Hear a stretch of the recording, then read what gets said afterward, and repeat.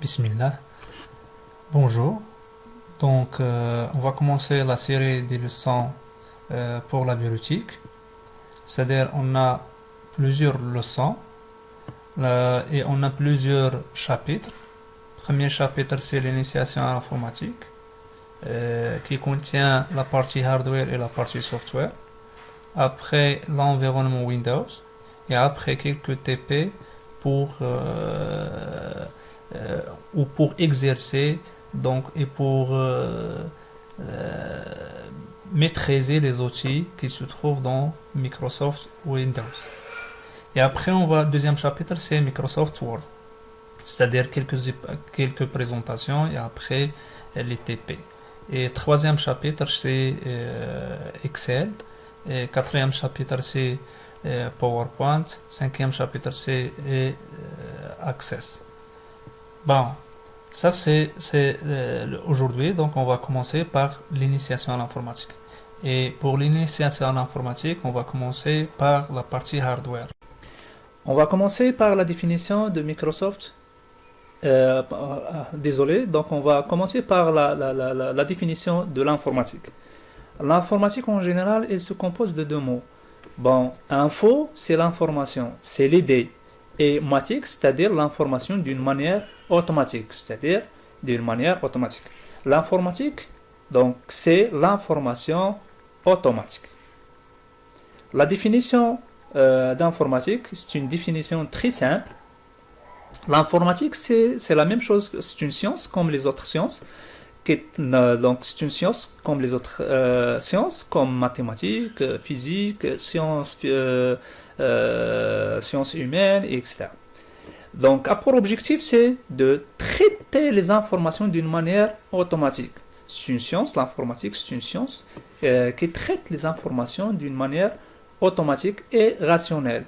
Donc, on va traiter ces informations par quoi? Par des machines. Ces machines-là donc, sont des machines programmables qui s'appellent les ordinateurs.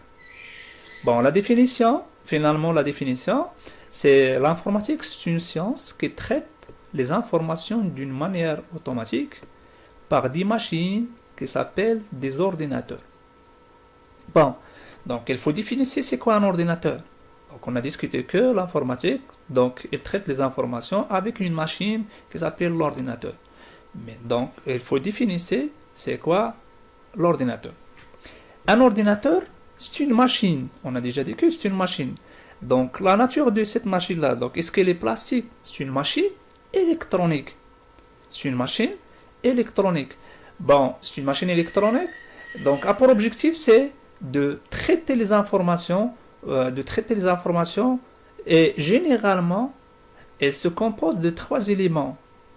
Donc, l'essentiel, c'est un téléviseur qui s'appelle écran et un clavier qui est relié pour discuter et pour communiquer avec l'ordinateur, qui est donc un clavier qui est relié avec une boîtier qui s'appelle l'unité centrale. Donc les trois éléments essentiels pour l'ordinateur, c'est l'écran, un clavier pour communiquer et ce qu'on appelle l'unité centrale. Bon, l'unité centrale, donc pour le fonctionnement d'un ordinateur, on a besoin de deux parties. C'est la même chose que une voiture et un chauffeur. C'est-à-dire, on a deux parties. La partie matérielle, tout ce qui est hardware, etc., tout ce qui on peut toucher avec les mains, etc. Et la deuxième partie, c'est un chauffeur. C'est lui qui guide la voiture de faire une trajectoire prédéfinie. Bon, la même chose que l'ordinateur, on a besoin de deux parties. La partie matérielle, tout ce qui est hardware, et la partie software, tout ce qui est logiciel. On va commencer par la partie hardware. Donc, un ordinateur en général, c'est une machine inintelligente, c'est-à-dire qu'il ne peut rien faire sans lui indiquer les étapes à suivre pour faire une ou plusieurs tâches. C'est-à-dire, pour faire une ou plusieurs tâches, il faut guider l'ordinateur de faire ces tâches-là à l'externe. Bon, c'est l'objectif, c'est le rôle de la partie software. C'est lui qui guide la partie matérielle, qui transforme les informations, c'est-à-dire les informations binaires, c'est le système système binaire en information logique. C'est-à-dire le langage humain, donc il n'est pas connu par la machine. C'est-à-dire la partie logicielle, elle fait quoi? Elle fait la traduction du langage humain en langage binaire. C'est-à-dire la machine, elle connaît ce qu'on appelle le codage ou le système binaire, c'est 0, 1, etc. C'est-à-dire il y a deux courants, sans courant, etc. Bon, ça c'est pour le fonctionnement d'un ordinateur. On va discuter, on a déjà dit qu'un ordinateur il se compose de trois choses. Écran, c'est pour l'affichage. Clavier, c'est pour communiquer avec l'ordinateur. Et l'unité centrale. À l'intérieur de l'unité centrale, on va trouver plusieurs périphériques. Ou ce qu'on appelle plusieurs organes ou plusieurs composants. En informatique, on dit que les périphériques. C'est-à-dire, on peut catégoriser les périphériques en trois. Donc, les périphériques d'entrée et les périphériques de sortie et les périphériques d'entrée et de sortie. C'est-à-dire, les périphériques, c'est quoi les périphériques? C'est l'ensemble du matériel ou donc les organes qui se trouvent dans le PC. Donc, c'est un organe d'entrée ou sortie relié à une unité centrale par des lignes de transmission appelées du bus, etc. Bon, on a déjà dit que les périphériques, on peut le diviser en trois. Les périphériques d'entrée, donc c'est pour entrer l'information à l'intérieur de l'ordinateur. Elle sert d'entrer l'information à l'ordinateur. Par exemple, les claviers, les souris, les scanners, CD-ROM, microphones, et ainsi de suite. Et les périphériques de sortie, c'est les périphériques qui permettent de sortir l'information vers l'externe. Donc, par exemple, les écrans pour l'affichage, l'imprimante pour l'impression, les haut-parleurs pour écouter le son, et ainsi de suite. Et troisième catégorie ou troisième type, c'est les périphériques d'entrée et de sortie. Les périphériques d'entrée et de sortie, elle permet de faire quoi? D'entrer et sortir l'information en même temps. C'est-à-dire comme les lecteurs, par exemple, comme les lecteurs CD, disquettes, les disques durs, les modems, les mémoires de masse, par exemple les USB, les disques durs, et ainsi de suite. Les flash mémoire, etc. Ça, c'est ce qu'on appelle les périphériques d'entrée et de sortie. C'est-à-dire, elle peut entrer et sortir, elle peut entrer ou sortir l'information. Pardon. Bon, on va passer, c'est-à-dire, on a déjà pour le moment, on a cité les catégories, c'est-à-dire, c'est-à-dire n'importe quel organe ou n'importe quel périphérique, elle est dans soit la catégorie d'entrée, soit la catégorie d'entrée de sortie, soit la catégorie d'entrée de sortie. Bon, pour le moment, on va citer les éléments qui se trouvent. On a déjà dit que l'ordinateur il se compose de trois éléments essentiels. C'est l'écran, c'est pour l'affichage, c'est comme un téléviseur, etc. Et clavier, c'est pour écrire et pour communiquer avec l'unité centrale. Et à l'intérieur de l'unité centrale, on va trouver quelques périphériques, d'autres périphériques. Donc, la première des choses, lorsque j'ouvre l'unité centrale, donc on va trouver le premier élément, c'est la carte mère. Toujours ça, c'est à l'intérieur de l'unité centrale. La carte mère, c'est la seule carte indispensable au fonctionnement d'un micro-ordinateur. Elle comporte les principaux circuits. C'est sur cette carte que sont connectés les autres éléments. C'est-à-dire, c'est une carte qui rassemble tous les périphériques d'un ordinateur. C'est-à-dire, n'importe quel périphérique, il est connecté vers la carte mère. N'importe quel périphérique qui est utilisé dans l'ordinateur, il est connecté à la carte mère. C'est la même chose que les cartes mères. Donc, ce qu'on appelle n'importe quel, toutes les machines, etc., électroniques, et toujours on trouve les cartes mères. La même chose pour les PC, les portables, etc. On a la carte mère qui rassemble tous les périphériques ou tous les organes qui se trouvent dans la machine, etc. Bon, ça c'est la carte. Il y a plusieurs caractéristiques. Donc, c'est-à-dire, on peut faire la différence entre les cartes mères. C'est-à-dire, il y a des caractéristiques. La première caractéristique, c'est la marque. C'est-à-dire, on a la marque Asus, on a la marque, par exemple, Intel, etc. C'est-à-dire, on a des marques différentes, etc. Deuxième caractéristique, c'est ce qu'on appelle l'emplacement et le nombre de slots et le nombre de composants qui se trouvent dans la carte mère. Et il y a d'autres caractéristiques, mais pour le moment, on a besoin de quelques caractéristiques. On a cité quelques caractéristiques. Donc ça, c'est la carte mère, c'est-à-dire c'est une image pour une carte mère. Bon, donc dans la carte mère, on va trouver les connecteurs de sortie, les connecteurs d'extension, les supports de processeur et ce qu'on appelle chipset, les connecteurs de mémoire, par exemple la RAM et ça, les connecteurs d'alimentation, la pile de CMOS, les connecteurs d'extension AGP et ainsi de suite. Bon, après on va citer ces éléments-là, etc., qui se trouvent dans la carte mère. On va passer vers le deuxième élément, ou l'élément le très important dans l'unité centrale ou pour l'ordinateur. C'est le microprocesseur. Le microprocesseur, c'est le cerveau d'un PC. C'est le cerveau d'un PC. C'est l'organe principal de l'ordinateur. C'est lui qui traite l'information. On a déjà dit que l'ordinateur a pour objectif, c'est de traiter l'information. Donc c'est le microprocesseur qui traite l'information. Il est caractérisé par deux caractéristiques principaux, ou trois caractéristiques. C'est, bon, la marque, c'est-à-dire on a la marque Intel, Pentium, Celeron, AMD, etc. Et la fréquence de horloge, ou ce qu'on appelle la capacité. La capacité, c'est-à-dire elle peut traiter combien d'instructions par seconde. Elle peut traiter combien d'instructions par seconde. Instruction, c'est en informatique, mais en général, donc c'est opération. Par exemple, pour préparer le thé, donc on a des étapes à suivre. Ces étapes-là, ça ce qu'on appelle les instructions. C'est-à-dire, donc ici la fréquence d'horloge, c'est-à-dire on peut calculer, c'est-à-dire il peut faire combien d'instructions par seconde. Actuellement, les processeurs qui se trouvent actuellement, bon, donc ils dépassent des milliards d'instructions par seconde. C'est-à-dire, les microprocesseurs, c'est lui qui détermine la Pentium. Par exemple, est-ce qu'il est Pentium 1, Pentium 2, Pentium 3, Pentium 4, est-ce qu'il est corps de duo, et 3, et 5, et 7, et ainsi de suite. Bon, ça, c'est les microprocesseurs. Bon, ça, c'est un microprocesseur Core i7. Et ça, c'est comment, donc, l'emplacement du microprocesseur à l'intérieur de la carte mère. On a déjà dit que n'importe quel organe il est connecté à la carte mère. C'est-à-dire, donc on va revenir vers la carte mère. Donc on va trouver ici ce qu'on appelle l'emplacement. Pardon.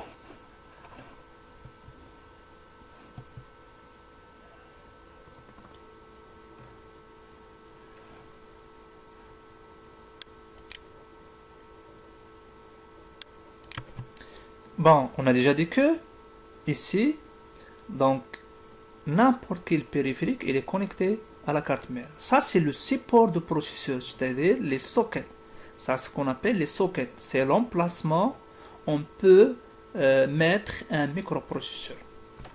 On va revenir, on a déjà dit que, donc regarde ici, ça c'est l'emplacement, c'est ce qu'on appelle socket externe. C'est l'emplacement qu'on peut mettre le microprocesseur.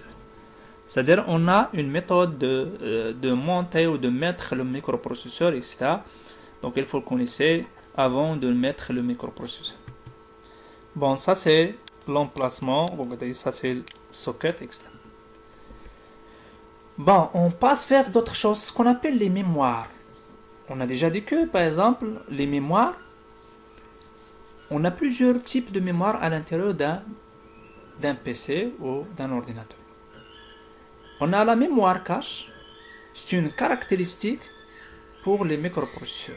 On a déjà dit que, par exemple, pour les caractéristiques d'un microprocesseur, on a la marque, la fréquence d'horloge, et on peut l'ajouter ce qu'on appelle la mémoire cache. C'est une mémoire, donc, qui se trouve dans les microprocesseurs.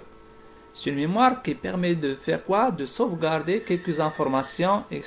Bon, on a déjà dit que c'est la mémoire cache, c'est une caractéristique qui se trouve dans le microprocesseur. C'est une mémoire qui contient des informations donc avant et après le traitement par le microprocesseur. Deuxième type de mémoire qui se trouve dans les ordinateurs, c'est ce qu'on appelle les RAM. Troisième, c'est RAM. Et quatrième, c'est les disques durs, ou ce qu'on appelle les USB, les flashs et cartes mémoire, etc. Bon, on va commencer par... on a déjà dit que la mémoire cache, c'est une mémoire qui se trouve à l'intérieur, sont des caractéristiques qui se trouvent à l'intérieur d'un microprocesseur. La RAM, c'est Random Access Memory. Random Access Memory. C'est une mémoire vive. C'est une mémoire de travail. C'est-à-dire, c'est une mémoire qui stocke des informations temporaires. C'est donc temporaire avant et après le traitement par le microprocesseur. C'est-à-dire, avant de traiter les informations par le microprocesseur, elle va donc me sauvegarder. On va sauvegarder des informations dans la mémoire RAM. Et après le traitement par le microprocesseur, on va sauvegarder des informations. Par exemple, lorsque je travaille avec un document Word, etc., je fais la saisie, etc., mais hop, on n'a pas de courant, c'est-à-dire on a un problème sur le courant, etc. Est-ce que je peux trouver ces informations-là lorsque j'allume pour la deuxième fois l'ordinateur? Donc on ne peut pas trouver ces informations-là. C'est-à-dire ces informations-là, elles se trouvent, elles se trouvent dans quel emplacement? C'est dans la RAM. Lorsque j'éteins mon ordinateur, la RAM, donc elle sera vide.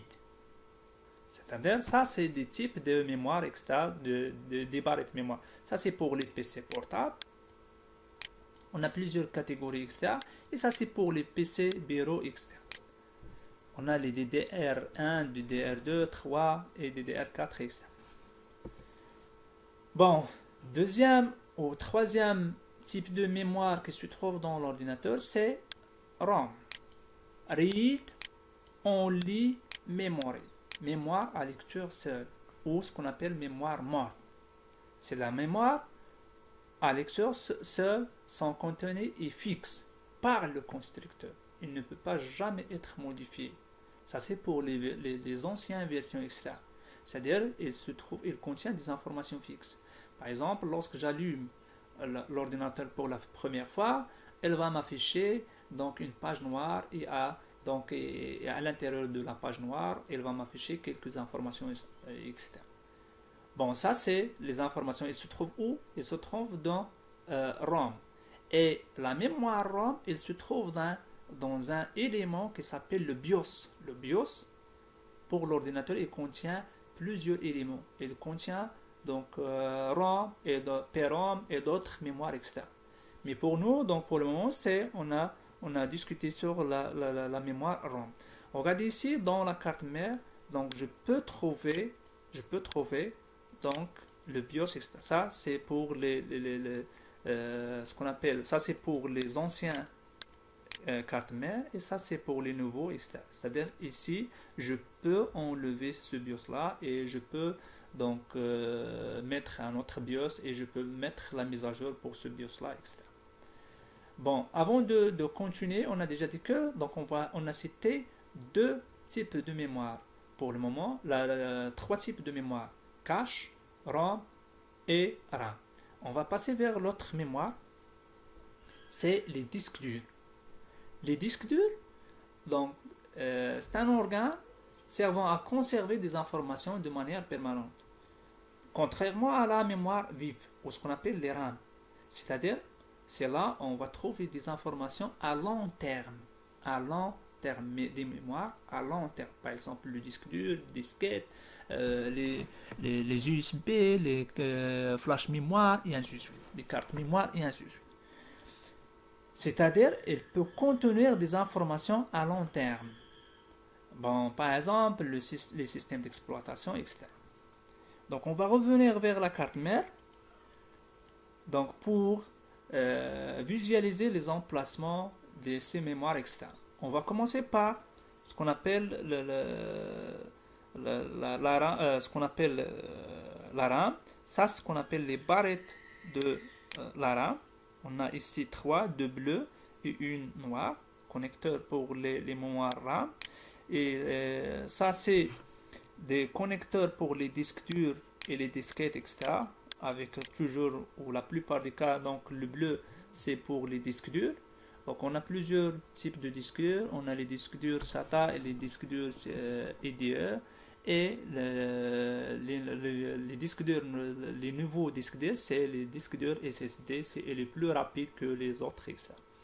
Et on a ici ce qu'on appelle, il se trouve ici le BIOS. Donc ça c'est la pile CMOS.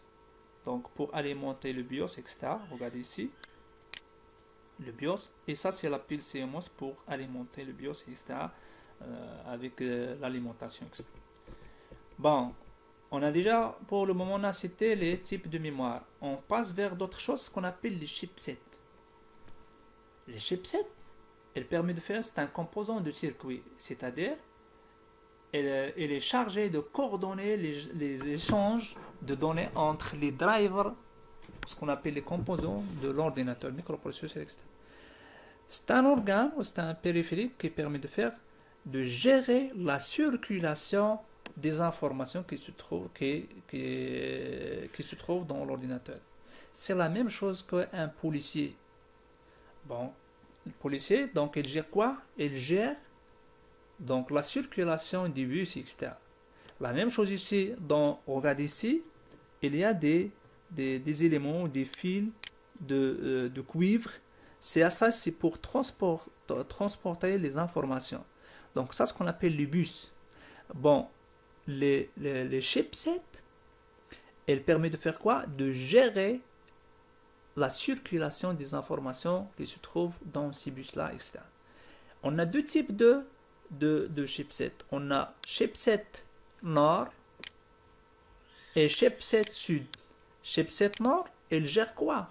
Elle gère les informations ou les informations qui circulent entre la mémoire RAM et le microprocesseur.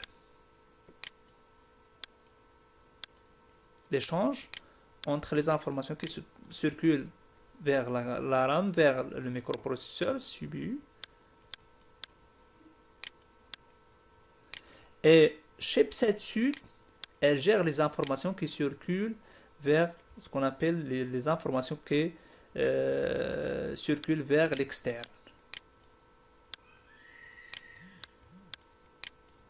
Vers l'externe.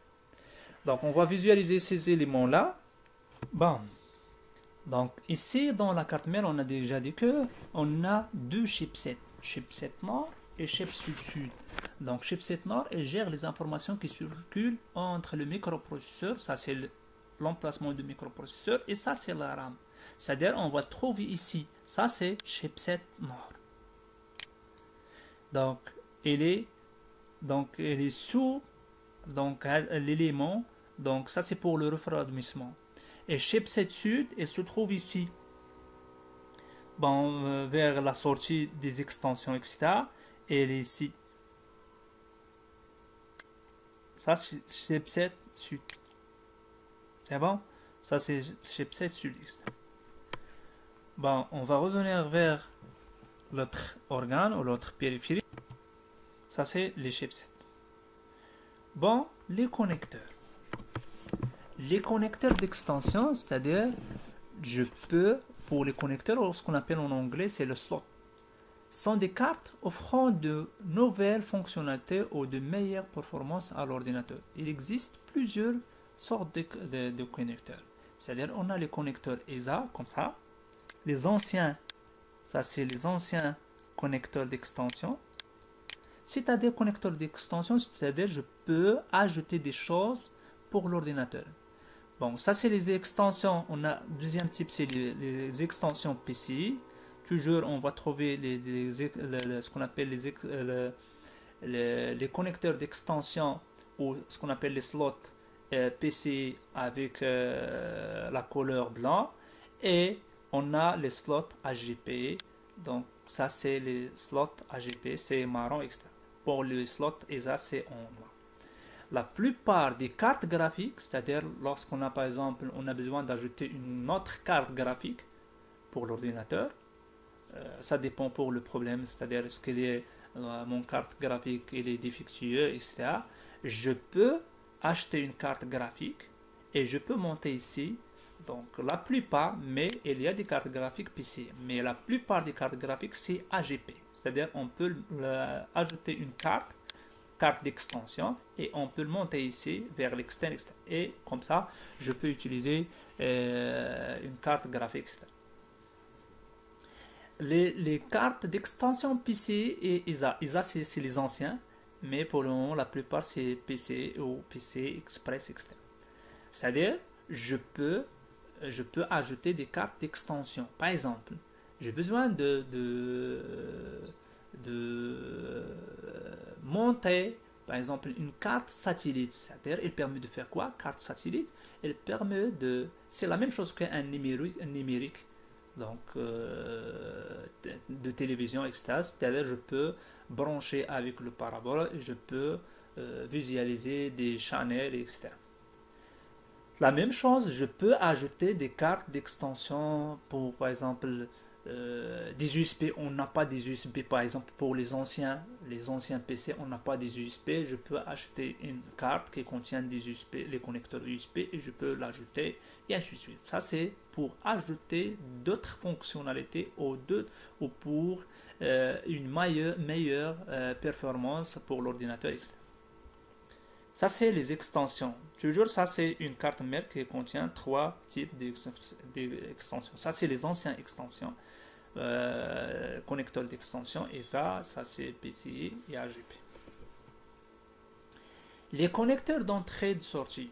Par exemple, derrière l'ordinateur, on va trouver ces connecteurs-là. Donc, toujours ces connecteurs-là, donc, il est connecté directement vers la carte mère, etc. Il est fixé dans la carte mère. C'est-à-dire, les connecteurs de sortie, c'est un certain nombre de connecteurs d'entrée et de sortie qui regroupent sur le panneau d'arrière d'un ordinateur externe. Ça, c'est pour connecter les anciens souris. Donc, et la même chose pour les claviers. Toujours, la plupart des cas, toujours, les souris, c'est avec la couleur vert. Et la couleur violet, c'est pour les claviers. Les connecteurs USB, pour connecter des USB, etc. Parallèle, c'est pour les anciens imprimantes. Série, la même chose pour les anciens, quelques équipements anciens, etc.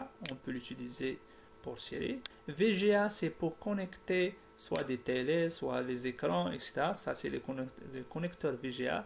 Et donc, c'est lui qui sortir l'image, etc. Et ça, c'est toujours les USB. LAN, c'est pour connecter l'ordinateur vers un réseau, etc. Soit Internet, soit un réseau local. Et ça, c'est les entrées pour les micros et les haut-parleurs, etc. C'est tout ce qui est son, etc. Bon. Donc, avant de discuter sur la boîte d'alimentation, on a ce qu'on appelle d'autres cartes, ce qu'on appelle les périphériques, carte graphique, carte son. Carte graphique, c'est une carte responsable de l'affichage, c'est-à-dire on va trouver la carte à l'intérieur d'une carte mère. Bon, donc ça c'est les connecteurs d'entrée et de sortie.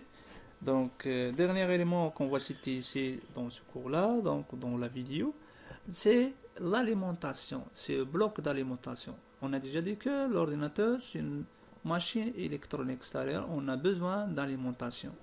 Mais l'alimentation qui se trouve dans les maisons, etc., c'est soit de 120, le voltage c'est de 120 pour le mécanisme européen, etc., le Maroc, etc.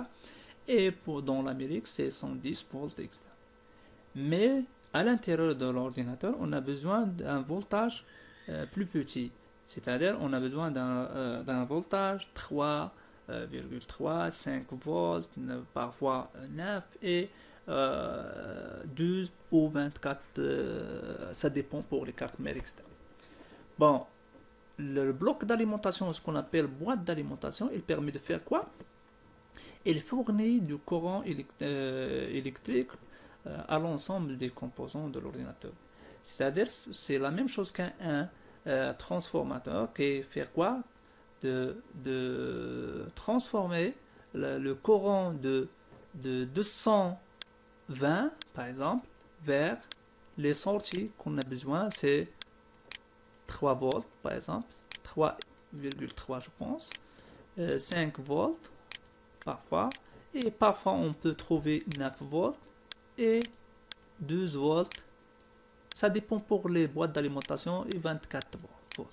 Mais le plus utilisé, ça c'est les 3,3, c'est pour la plupart du cas, c'est pour les disquettes, etc. 5 volts, c'est pour les connecteurs, les disques durs, etc. 12 volts et parfois donc 24 volts pour la carte mère, pour alimenter la carte mère, etc. Mais rarement on peut trouver ce qu'on appelle 9 volts, etc. Mais la plupart du voltage qui se trouve dans les cartes mères, c'est 3, 5 et 12. Mais parfois on peut trouver 24, etc. Ça c'est concernant la partie matérielle. Bon, dans la prochaine vidéo, on va discuter sur la partie software. Pour le moment, on a parlé sur la partie hardware, tout ce qui est matériel. Et dans la deuxième vidéo, ou la prochaine vidéo, donc aux prochaines séances, donc on va discuter sur la partie software externe. Bon, donc à la prochaine. Merci pour votre attention et n'hésitez pas de suivre les autres séances, etc. Donc ça c'est une petite présentation, c'est pas dans un cours détaillé pour les organes et le fonctionnement de chaque organe, mais c'est une petite explication pour connaître les organes et le rôle de chaque organe, etc. Bon, ça c'est l'objectif. Merci pour votre attention. Donc, au prochainement. Donc, merci.